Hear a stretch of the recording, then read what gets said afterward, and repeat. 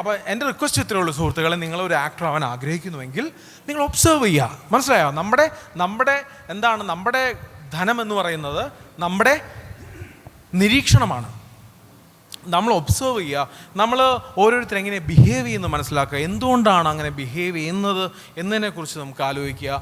പിന്നെ നന്നായിട്ട് നല്ല ബുക്സുകൾ റീഡ് ചെയ്യുക, നല്ല നോവൽസ് ആയിരിക്കും. കാരണം ഒരു നോവൽ വായിക്കുമ്പോൾ ആ കഥാകൃത്തിൻ്റെ ഒരു മൊത്തത്തിലുള്ളൊരു ജീവിതാനുഭവമല്ലേ നമുക്ക് ആ നോവലിൽ കൂടെ കിട്ടുന്നത്. അപ്പോൾ ആ ഒരു നോവലിലെ ഒരു ക്യാരക്ടറൈസേഷനൊക്കെ അതിന് കൃത്യമായിട്ടുള്ള ഒരു ക്ലാസിക് നോവൽ എന്ന് പറയുമ്പോൾ അതിന് കൃത്യമായിട്ടുള്ള ഒരു തുടക്കവും ഒരു മധ്യവും ഒരു അന്തമൊക്കെ ഉണ്ടാവും. ഒരു ആദ്യമധ്യാന്തം എന്നൊക്കെ പറയില്ലേ, ഒരു ബിഗിനിങ്ങിലും ഒരു മിഡിലും ഒരു എൻഡൊക്കെ ഉണ്ടായിരിക്കും. നമ്മൾ പഠിക്കുന്നത് ബോഡി, മൈൻഡ്, വോയിസിനെ കുറിച്ചാണ് പഠിക്കുന്നത്.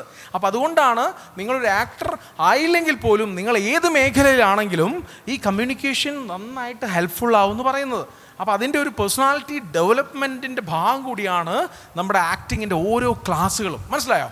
അതിൻ്റെ ഭാഗമായിട്ട് ഞാൻ റിക്വസ്റ്റ് ഞാൻ വേറെ ചെയ്തോട്ടെ. നമ്മളിപ്പോഴേ ഒരു കഥ ഉണ്ടാക്കാൻ പോവാം. പക്ഷേ ഈ കഥ എന്ന് പറഞ്ഞാൽ ഓരോരുത്തരും ഓരോ വരി കഥ പറയാവും. ഈ കഥ എന്ന് പറയുമ്പോൾ നമ്മൾ എന്താണ് ഇൻട്രസ്റ്റിംഗ് ആയിരിക്കണം. നമ്മൾ ഒരു 10-20 വർഷത്തെ ഒരു കഥയൊക്കെ അല്ലേ ചിലപ്പോൾ ഒരു 1.5 മണിക്കൂർ സിനിമയായിട്ട് കാണുക. അപ്പോൾ എത്രത്തോളം അവർ ആറ്റിക്കുറുക്കി പറയണം അല്ലേ? ഒരാൾ 1-2 ലൈനേ പറയുള്ളൂ, അല്ലെങ്കിൽ ഒരു ലൈൻ പറഞ്ഞാൽ മതി. ഓക്കെ, ആരാ സ്റ്റാർട്ട് ചെയ്യുന്ന കഥ? സ്റ്റാർട്ട്, ഉറക്കെ പറയൂ കഥ. അപ്പോൾ ഒരു ഗ്രാമം, ആ ഒരു ഗ്രാമത്തിൽ ഒരു കൃഷിക്കാരുണ്ടായിരുന്നു. കൃഷിക്കാരൻ്റെ ഒരു ഭാര്യയും 2 പിള്ളേരും ഉണ്ടായിരുന്നു. ഭാര്യയുടെ പേര് സിസിലി, മക്കളുടെ പേര് രാജു, രാധ. അവർ രണ്ടുപേരും കലാകാരന്മാരായിരുന്നു.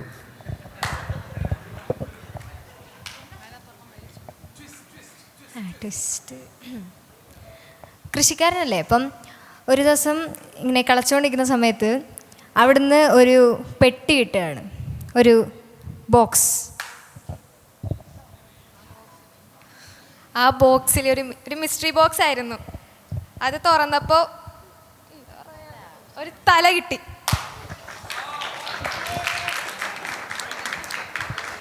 അത് ആ പെങ്കൊച്ചിൻ്റെ കാമുകൻ്റെ തലയായിരുന്നു.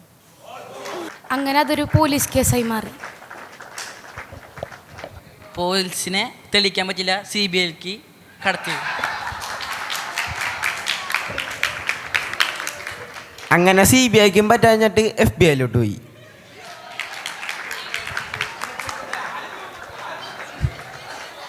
ഫോറൻസിക് തന്നെ റിസൾട്ട് വന്നു, അതൊരു ബോയുടെ അല്ല, ഒരു ഗേളിൻ്റെ ആയിരുന്നു.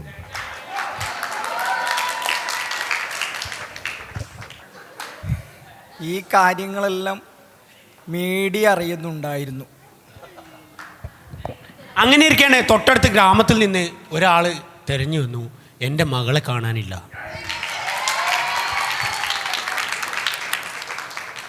ആ മകൾ നമ്മുടെ കൃഷിക്കാരൻ്റെ കാമുകിയായിരുന്നു. പക്ഷേ മീഡിയയുടെ അധികായകനായ മൊട്ട അരുൺകുമാർ ഇതറിഞ്ഞ് വാർത്ത വൈഡാക്കി. ന്യൂസിൽ വന്നതോടുകൂടി ആ ഗ്രാമം ഫേമസ് ആയി.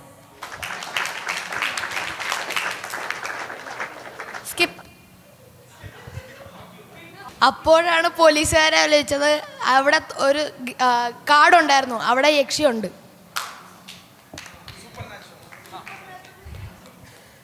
ആ യക്ഷി ആ കൃഷിക്കാരൻ്റെ മോളാണ്. പിന്നെ ആ കൃഷിക്കാരൻ ജയിലിൽ പോയി. യക്ഷിനെ കൊണ്ടുവരാൻ കൂടോത്രം ചെയ്തു.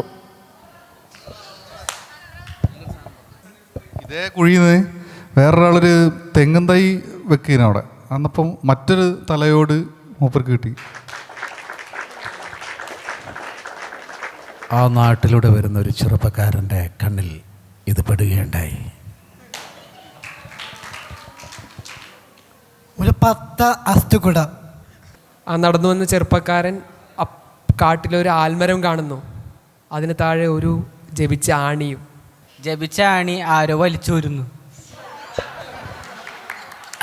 അപ്പോൾ അതിൻ്റെ ഉള്ളിൽ നിന്ന് ലക്ഷ്മി പുറത്തേക്ക് വരുന്നു. ആ പെങ്കൊച്ചൊരു വിദേശിയായിരുന്നു.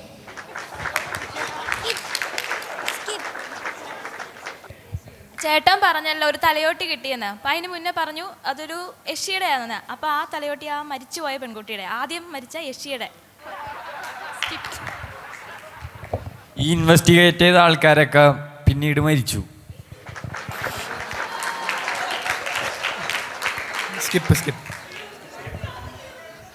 അങ്ങനെ പെട്ടെന്ന് ഒരാൾ ഉറക്കത്ത് എണീറ്റ് വന്നിട്ട് പറഞ്ഞു, ഞാനൊരു സ്വപ്നം കണ്ടു, കുറേ തലയോട്ടികളും കുറേ യക്ഷികളും.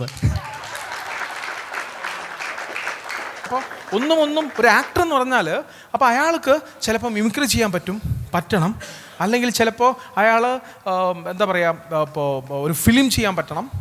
പക്ഷേ ഫിലിം ചെയ്യുന്ന പോലെയല്ല, നിങ്ങളൊരു സീരിയൽസിൽ കുറച്ച് ദീർഘം എപ്പിസോഡ്സ് ഉള്ള സീരിയൽസ് ആണെങ്കിൽ അവർ കുറച്ചുകൂടെ ഇമോഷൻസൊക്കെ കുറച്ചുകൂടെ ഡിലേ ആക്കിയിട്ട്, അല്ലെങ്കിൽ കുറച്ചും കൂടെ ഡയലോഗ്സുകളൊക്കെ വളരെ സ്വാഭാവികമായിട്ട് പതുക്കെ പറഞ്ഞാൽ മതി എന്നൊക്കെ പറയും, കുറച്ചും കൂടി ലെങ്തി ആയിട്ടൊക്കെ പറയാം. കാരണം അവർക്ക് എപ്പിസോഡ്സ് അത്ര പ്രശ്നമില്ല. പക്ഷേ നേരെ മറിച്ച് നിങ്ങൾ പെട്ടെന്ന് ഒരു ആഡ് ഫിലിമിൽ നിങ്ങൾ ആക്ട് ചെയ്യാൻ പോകും. ആഡ് ഫിലിമിൽ വിത്തിൻ സെക്കൻഡ്സ് ആ കഥ പറയണം അല്ലേ? ഒരു ആഡ് ഫിലിം എത്രയുണ്ട്? വളരെ കുറച്ച് സെക്കൻഡ്സ് അല്ലേ ഉള്ളൂ. അതിനിടയ്ക്ക് നിങ്ങൾ പെട്ടെന്ന് ഇമോട്ട് ചെയ്യണം. അപ്പോൾ നിങ്ങൾ ആ തോട്ട് പ്രോസസ്സിൽ കൂടെ പെട്ടെന്ന് പോകണം. അതെപ്പോഴും ആ ഡയറക്ടർ എപ്പോഴും ഡിമാൻഡ് ചെയ്യും. മനസ്സിലായോ? അപ്പോൾ അതിൽ തന്നെ ഇപ്പോൾ സിനിമ എന്ന് പറയുന്ന മീഡിയത്തിൽ തന്നെ ഞാൻ പറയുന്നത്, സീരിയൽസിലോ അല്ലെങ്കിൽ വെബ് സീരീസിൽ വേറൊരു സ്റ്റൈല് വേണ്ടി വന്നേക്കാം, അല്ലെങ്കിൽ ആഡ് ഫിലിംസിൽ വേറൊന്ന് ഒരു രീതി വേണ്ടി വന്നേക്കാം, അല്ലെങ്കിൽ ലെൻസുകൾ മാറുമ്പോൾ വേണ്ടി വന്നേക്കാം, സ്ക്രിപ്റ്റുകൾ മാറുമ്പോൾ വേണ്ടി വന്നേക്കാം. അപ്പോൾ ഞാൻ പറയുന്നത്, അപ്പോൾ എല്ലാത്തിലും ഡിഫറെൻറ്റ് ആയിട്ടുള്ള റിസ്ക്കുകളാണ് വരുന്നത്, ചാലഞ്ചുകളെയാണ് നിങ്ങൾ അഡ്രസ്സ് ചെയ്യേണ്ടത്. മനസ്സിലായോ? അപ്പോൾ അല്ലെങ്കിൽ തിയേറ്റർ ചെയ്യാം, അല്ലെങ്കിൽ മിമിക്രി ചെയ്യാം, സ്കിറ്റുകൾ ചെയ്യാം, ടി വിയിലെ പ്രോഗ്രാമുകൾ ചെയ്യാം, സ്റ്റാൻഡപ്പ് കോമഡീസ് ചെയ്യാം. കണ്ടിട്ടില്ലേ? ഇതൊക്കെ നമുക്ക് പറ്റും.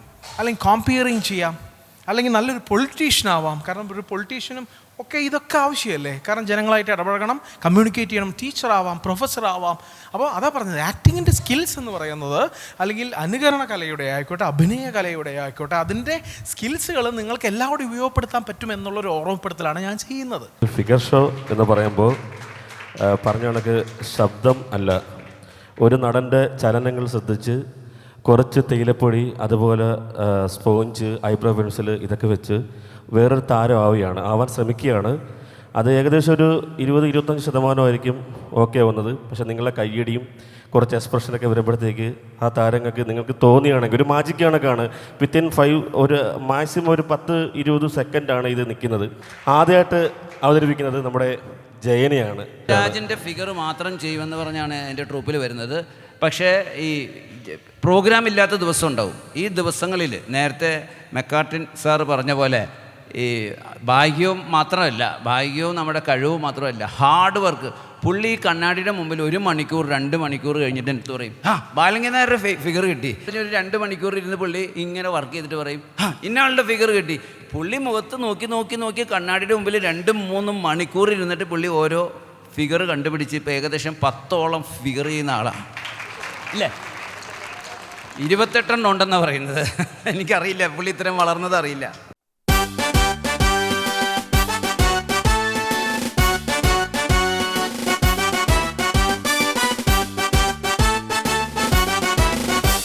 ഉല്ലാസപ്പൂത്തിരികൾ കണ്ണിലണിഞ്ഞവളെ, ഉന്മാദത്തേനലകൾ ചുണ്ടിലണിഞ്ഞവളെ. ആ നോട്ടം പലർക്കും കിട്ടിയില്ല, ലൈറ്റിന്റെ മുമ്പിലായി പോയി. ജയന്റെ എക്സ്പ്രഷൻ. പഴയ കാലത്ത് ജയൻ്റെ ഓപ്പോസിറ്റ് ഒരു താരം ഉണ്ടായിരുന്നു വില്ലനായിട്ട്, നമ്മുടെ ബാലങ്കി നായർ. അതെ, മീശയുടെ നീളം കുറച്ചൊന്ന് കൂട്ടുമ്പോൾ ബാലങ്കി നായരാവും. അത്രയേ ഉള്ളൂ.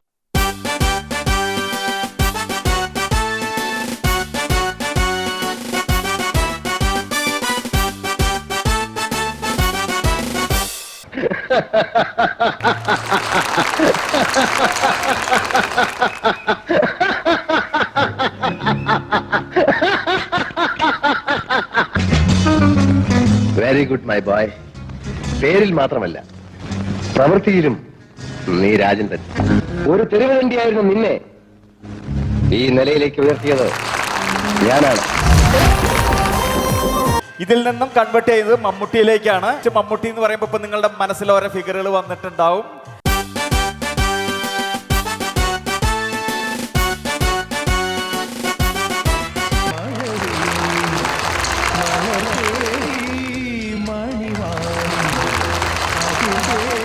മലയാള സിനിമയിലെ 2 സൂപ്പർ സ്റ്റാറുകളാണ് മമ്മൂട്ടിയും മോഹൻലാലും. ഇവരെ രണ്ടുപേരെയും ഒന്നിൽ നിന്ന് മറ്റൊന്നിലേക്ക് കൺവെർട്ട് ചെയ്തു വരുന്നത്.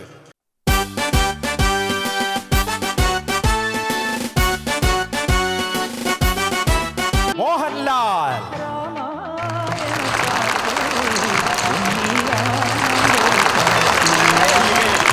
ഇപ്പോൾ അവതരിപ്പിച്ച ഫിഗറുമായിട്ട് യാതൊരു ബന്ധവുമില്ലാത്തൊരു നടനാണ് അടുത്തത് പുള്ളി അനുകരിക്കാൻ പോകുന്നത്. ബിജു മേനോൻ.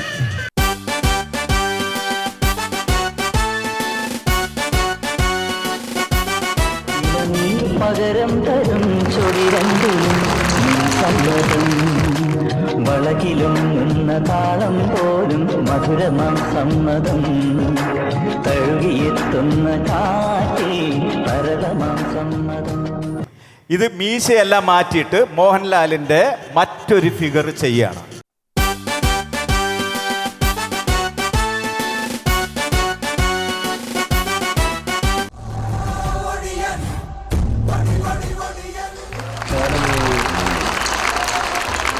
കഴിഞ്ഞു പോയ ഒരുപാട് വർഷങ്ങളെ ഇങ്ങനെ തേർഡ് വേർഷൻ പണ്ടത്തെ ലാലേട്ടൻ.